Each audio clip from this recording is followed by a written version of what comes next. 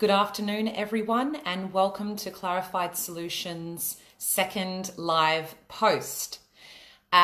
This week, it's been all about bringing systems to create a more efficient and effective work day.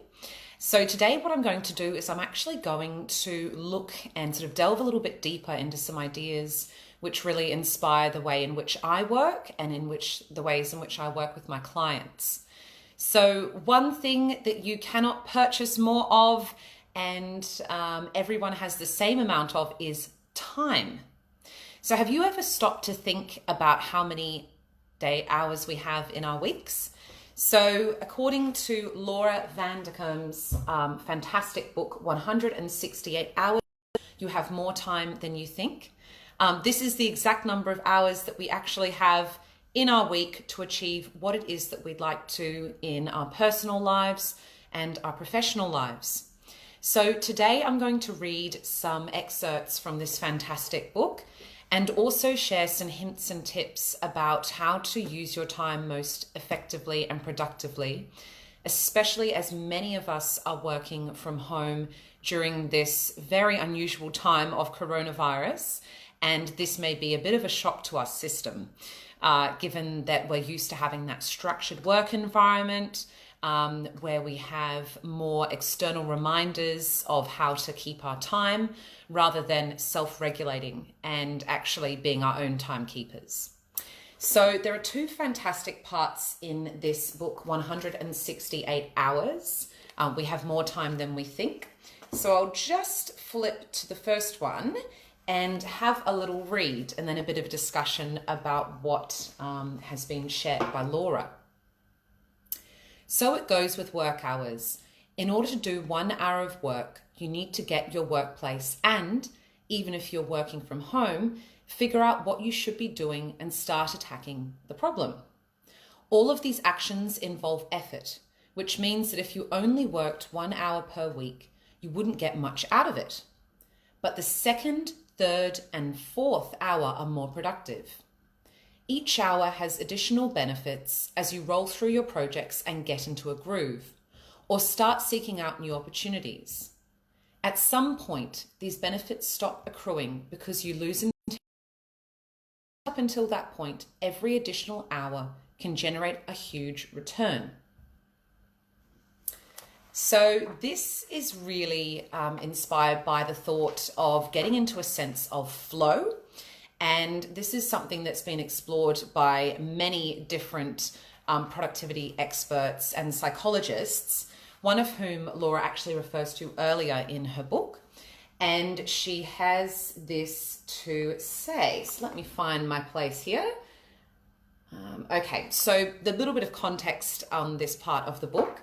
So Laura is discussing people in their professional work context and talking about when they feel they're in a state where they're able to do their most productive work and the best quality of work as well. And there's actually a psychologist that she discusses who has an incredibly long name, which is challenging to pronounce, a Russian surname. So I might leave that one for today, but I'll post the details below so that you can access these writings if you'd like to. And basically in 1990, he actually published some of his works that talk about the psychology of optimal experience. And this, of course, is easily translatable into a workplace context as well as in your day-to-day experience of, say, for example, being at home. So here's an excerpt from this particular author. So hours pass by in minutes, and minutes can stretch out to seem like hours. When researchers interview people with considerable skills in certain areas, for instance, composers seated at pianos, figure skaters in the middle of intense practice, such people spoke of feelings as though they were carried along by water. They were almost floating, hence they were in a state of flow. Such a state doesn't occur at work, but the structures doesn't have to occur. The structures and goals of work do provide ample opportunity for losing yourself in difficult but doable tasks. Do you ever feel this way with your job? What are you working on when you do? When I have a skeleton of a chapter written and I'm going in and fleshing it out, I can start typing at 7:30 a.m. and not look up until 1:30 p.m. when I realize I'm starving for lunch. Pay attention to when you feel most absorbed at work. If you want to be blissful, your job should involve spending as much time as possible in that space, where you are leveraging your competencies and working in the way you choose on something demanding enough that, as Earl puts it in Sea Change, one discovery leads to another. Each new scrap of information triggering awareness of dozens of new unknowns. So I put it to you, when you're working or when you're completing tasks at home, what have you noticed as a pattern that's recurring when you feel in a state of flow, i.e. you don't have a lot of external thoughts coming in to disrupt your present moment?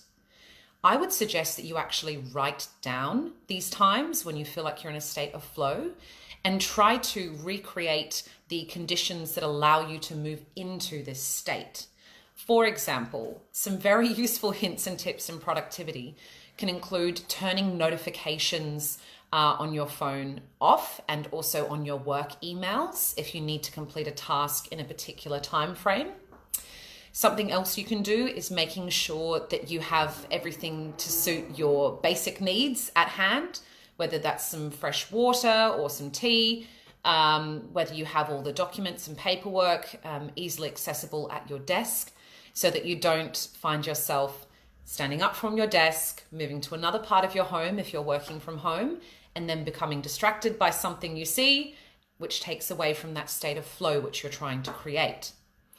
So to dive deeper into such ideas of using your time more effectively and productively, I would recommend getting in contact with myself, and we can walk your way through different opportunities or different activities that we can create in your day so that you have the opportunity to use your time more effectively and productively.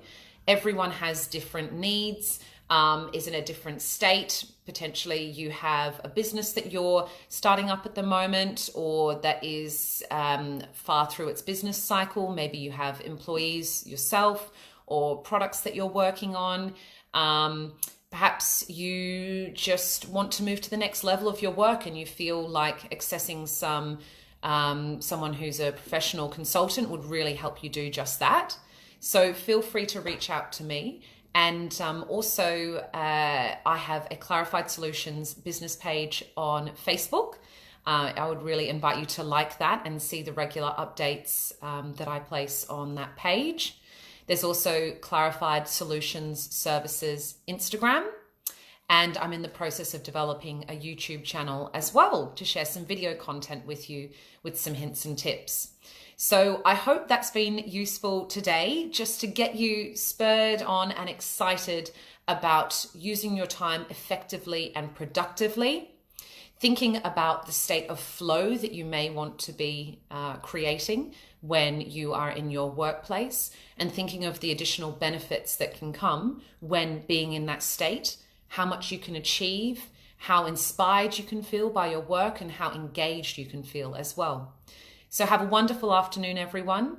I look forward to checking back in with you again on Sunday next weekend. And until then, I look forward to speaking with many of you. Talk soon. Bye.